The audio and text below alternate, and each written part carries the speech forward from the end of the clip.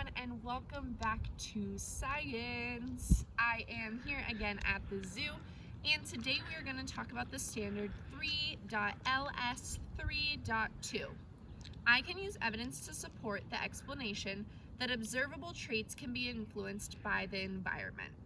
So some things that they kind of want us to remember and to think about while talking about this standard is in the inheritance of traits, other characteristics result from individuals' interactions with the environment, which can range from diet to learning.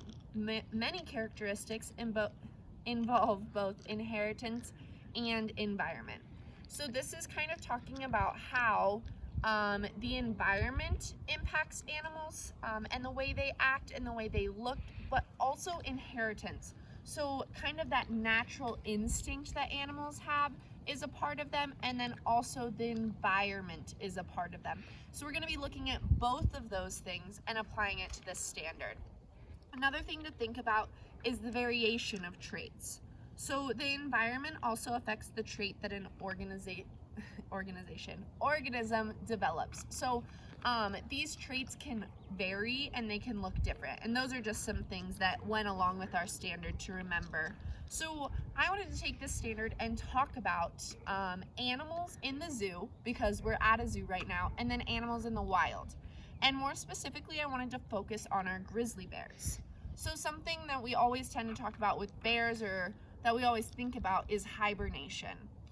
So just a quick, I'm sure you guys know what it is, but when it gets colder and during the winter months, bears hibernate, which means they essentially sleep through those winter seasons. So I want you guys to take a second, think to yourselves, kind of remember, or maybe infer, why do bears hibernate? Why during the winter months do bears take very long naps?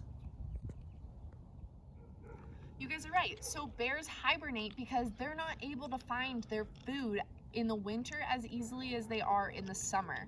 Surviving in the winter is a lot harder for animals than it is in the summer. Or maybe we should say cold versus warm. In the cold weather, it's a lot harder to survive. So bears have this inherited trait of hibernation, meaning their moms and dads don't necessarily teach them to hibernate. It's just something that they've always done. It's a part of a bear's makeup. Now, something I wanted to talk about was the bears at the zoo, and the fact that it is still those winter and cold months, and our bears aren't in hibernation. And so why might that be? So I want you guys to think back on why we just talked about bears hibernating. Think about bears in the zoo. Why aren't our bears at the zoo hibernating?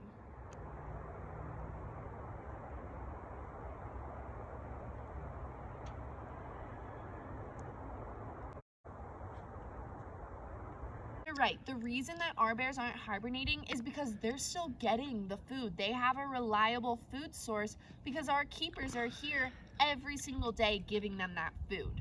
So now they have the inherited trait of hibernation, but their environment has changed. Yes, it's still gonna snow. Yes, it's still gonna be cold, but they have a reliable source of food, so they don't need to hibernate anymore.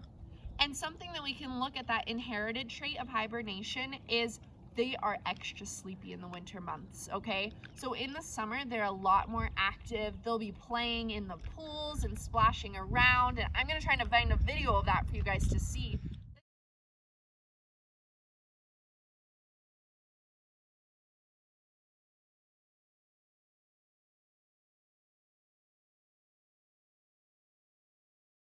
They're just crazy fun, having fun. And then in the winter months, they just kind of walk around. They take a lot of naps. They just kind of hang out.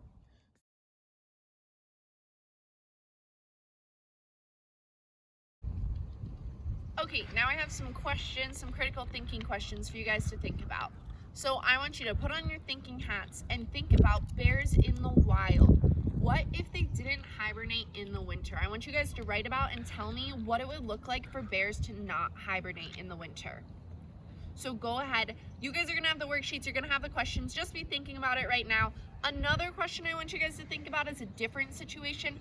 I want us to think about a drought. Do you guys know what a drought is? Go ahead and think about it in your head if you know what a drought is.